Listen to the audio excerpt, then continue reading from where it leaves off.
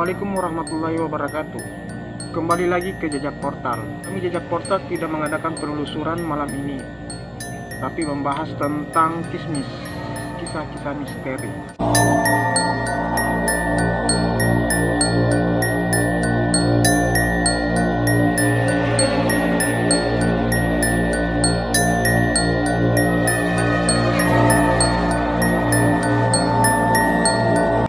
Assalamualaikum warahmatullahi wabarakatuh.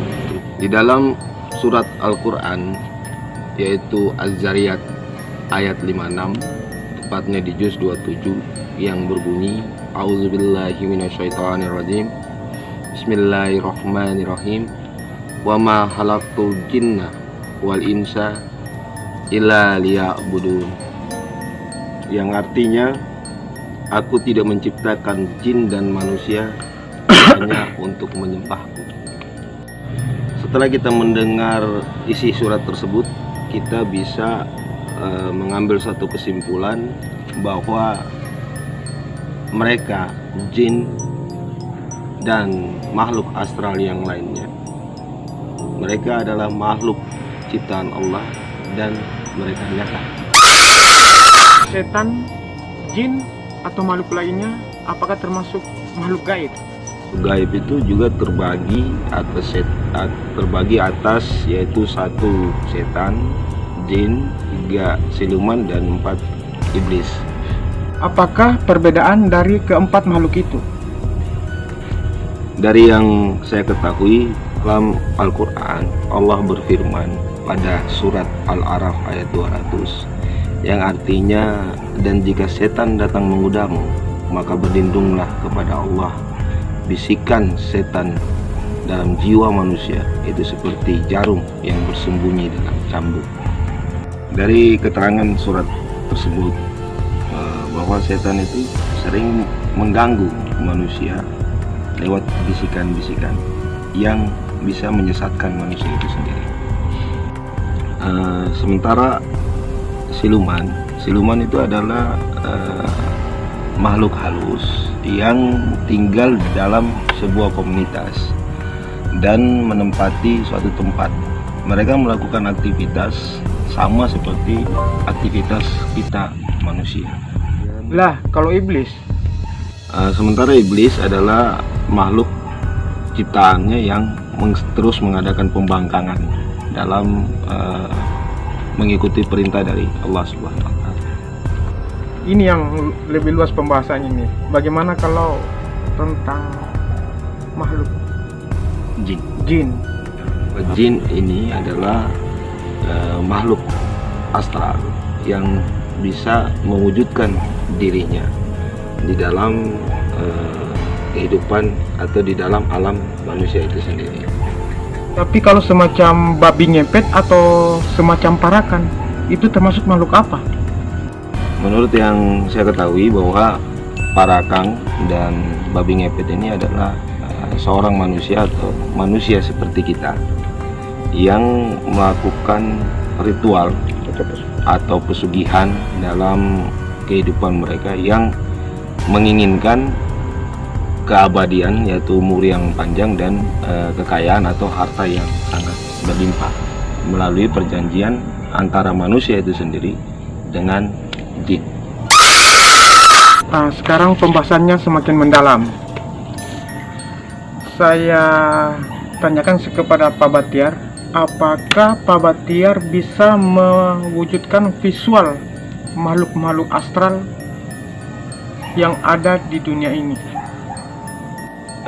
Kiwan, kalau pemanggilan seperti itu atau memvisualkan atau mewujudkan seperti itu, saya secara pribadi pun sebenarnya tidak bisa secara instan. Tetapi apabila Allah Subhanahu wa Ta'ala memberikan restunya dan izinnya lewat kuasanya alam, insya Allah semua itu akan bisa terwujud dengan kehendak Allah. Dan penuturan dari Kiwan tadi, bahwa kita di belakang kita ini teman-teman adalah sebuah pohon asam, yang menurut Kiwan bahwa ada saja atau ada jin yang sering menempati tempat pohon-pohon besar seperti ini. untuk penelusuran lebih lanjut mungkin kita bisa berdiri untuk mengetahui lebih lanjut tentang pohon yang ada di belakang kami.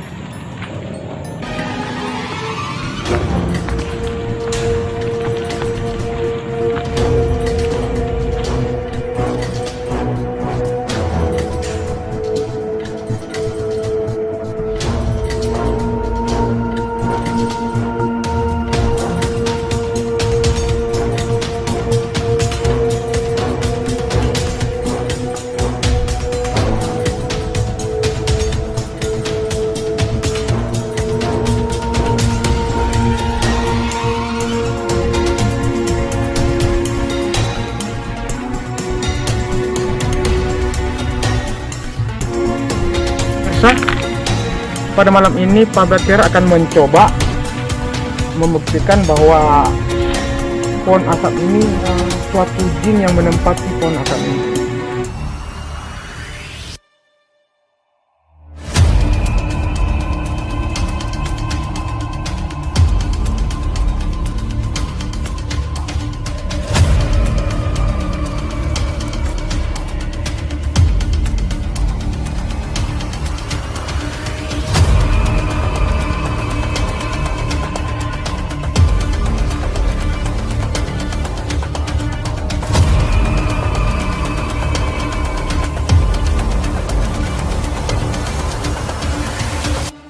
Ini pemirsa, lihat pemukanya dia berasap pohonnya.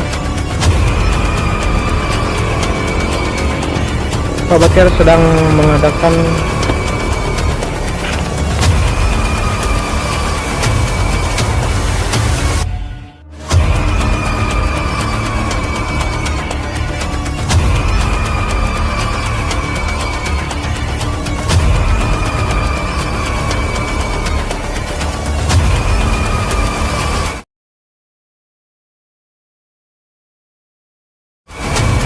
Jadi pemirsa, ketika Pak Batiar mengadakan pemanggilan, tiba-tiba kamera mati.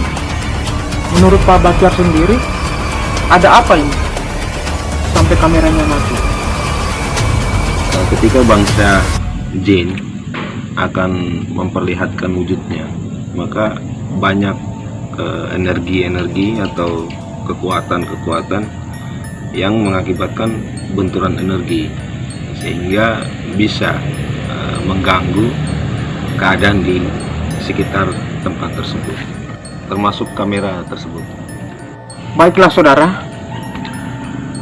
di belakang layar jejak portal ada sosok produser yang belum menampakkan dirinya di depan kamera. Ya teman-teman dari jejak portal, kita sama ketahui tadi bahwa saudara ini adalah kak produser dari jejak portal yang sempat tadi diundang oleh Kiwan. Saya berdua dengan produser kami ini untuk mengungkap lebih lanjut tentang keadaan-keadaan astral atau makhluk gaib di sekitar kita.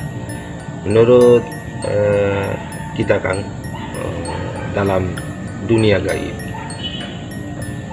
makhluk-makhluk astral ini seperti apa kalau menurut pengetahuan dari Akang lebih lanjut?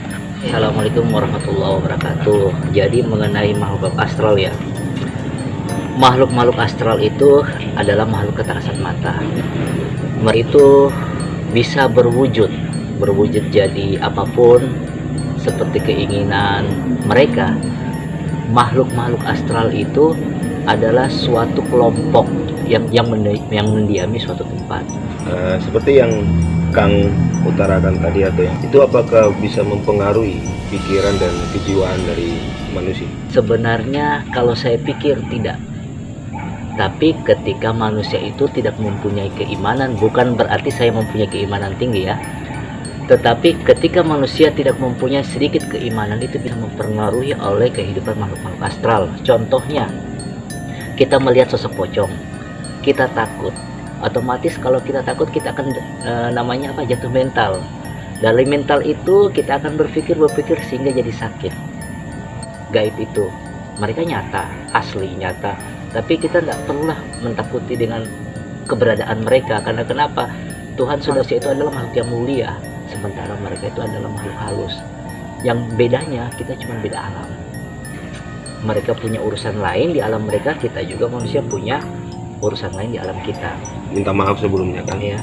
kami di sekitaran kami terkadang orang-orang yang memiliki kelebihan, orang-orang yang memiliki sesuatu yang berlebih lah dari yang lainnya, mereka menganggap bahwa diri mereka itu adalah wah atau bagaimana seperti itu. Semua manusia mempunyai ilmu. Dari lahir pun kita sudah mempunyai tenaga spiritual di dalam tubuh. Hanya dengan keimanan kita untuk bagaimana mendapatkan jiwa tersebut. Nah, itu yang biasanya dinamakan mencari jati diri. Sebenarnya ada dua peribahasa. Mereka mempunyai ilmu tinggi baru mereka mengangkat dirinya. Itu bisa jadi yang pertama karena mereka bangga atas ilmu yang mereka dapatkan. Oleh karena itu yang kita pikirkan ketika kita bisa berkomunikasi sama alam jin, ikutilah padi. Padi itu makin tinggi makin merunduk. Kita tidak boleh membuat diri kita bangga, karena ingat di atas ilmu masih ada ilmu. Terima kasih kan. Nah, mungkin lebih lanjutnya Oke, jadi begini. mungkin ada pesan-pesan atau yang sebuah kata-kata yang bisa memotivasi Oke, dari teman-teman jejak portal. jadi Persilakan. Oke, jadi begini. Perjalanan hidup adalah suatu hikmah.